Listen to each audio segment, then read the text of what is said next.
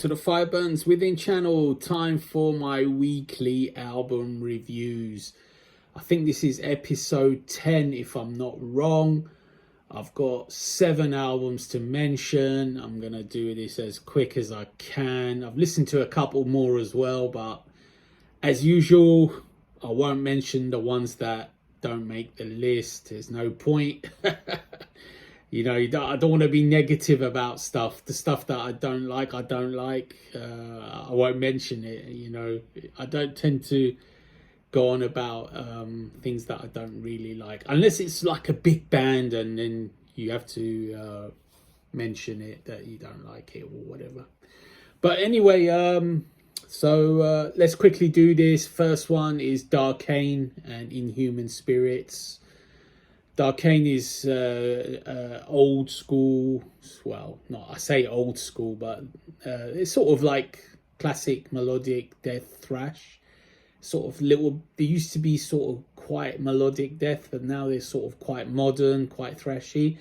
It's a workmanlike album. It's good. It's got some good solid riffs. I enjoy it. I think it's a pretty decent album, but it's slightly not as good as I was hoping for. I don't know, maybe it needs more listens, but you know, my listening time is hard. If you don't catch someone's ear on 1 or 2 goes, then you're not gonna continue in their listening time. And you know, I like to listen to my favorites a lot. I overplay them. I play them over and over. So Kane, you know, it's only been out a week or so, but it's good, it's solid. So I've said enough about that. Anyway, I'm talking too much again. Next one is Syndicate, Into the Flames. I don't know this band well at all. I think they might even be new, I'm not sure, but the album is good. It's enjoyable. It's sort of modern melodic heavy metal. It's pretty enjoyable.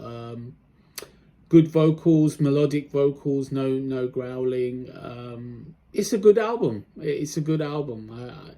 Check out Soul Syndicate if you fancy or wish to check it out.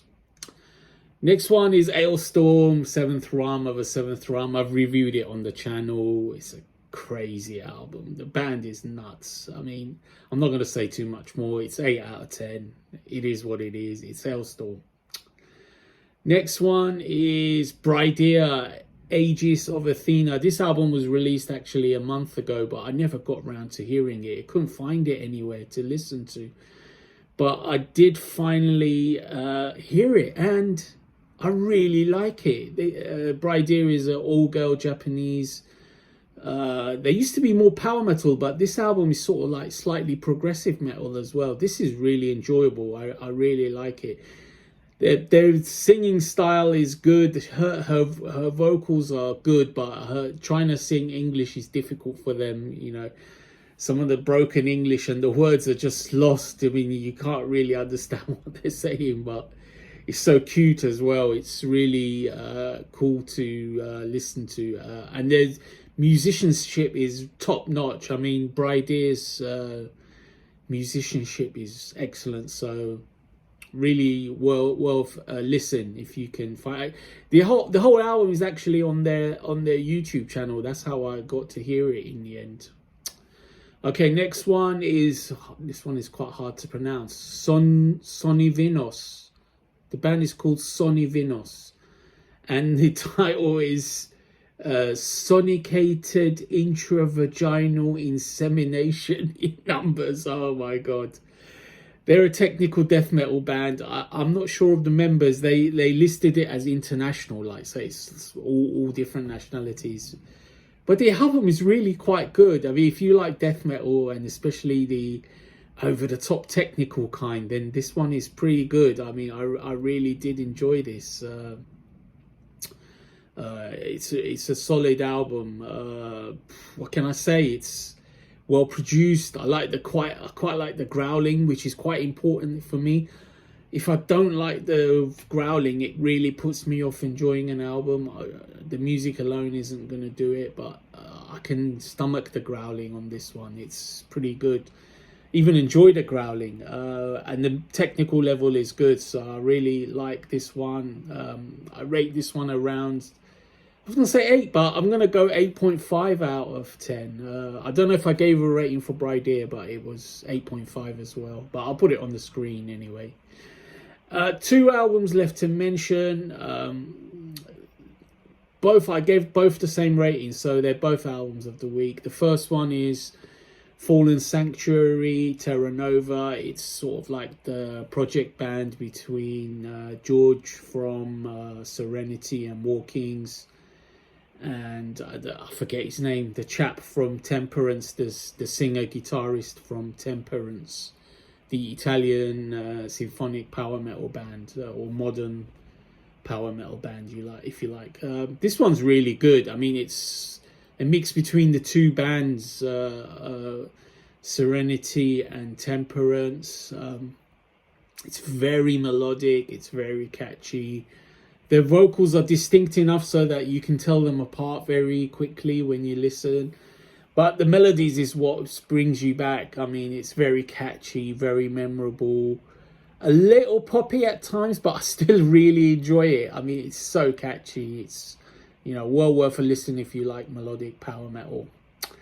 And the other album, which is the joint album of the week, which I was actually going to do a full review for, but I just couldn't be bothered in the end. But I'll mention it now, obviously. It's the new album from Victorious, Dinosaur Warfare Part 2, The Great Ninja War. What can I say about Victorious and this album? This album is just crazy fun. It's, some people ridicule power metal, but on this channel, we don't ridicule power metal. We laugh with power metal. We don't laugh at power metal.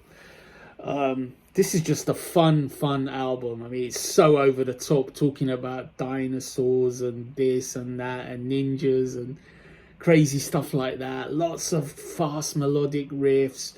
The singer, he could be a little bit better if I'm being extra picky, but I don't even want to really mention the singer. He does an okay job, but the musicianship is very good. The production is clean and precise. The songs are memorable, catchy, anthemic, heroic, cartoonish. I don't know, all those cliches that power metal, the tick boxes of power metal are present and correct. So I gave that one 9 out of 10. Fallen Sanctuary, I gave 9 out of 10. I couldn't separate these two really. They're both my albums of the week. Okay, that was it.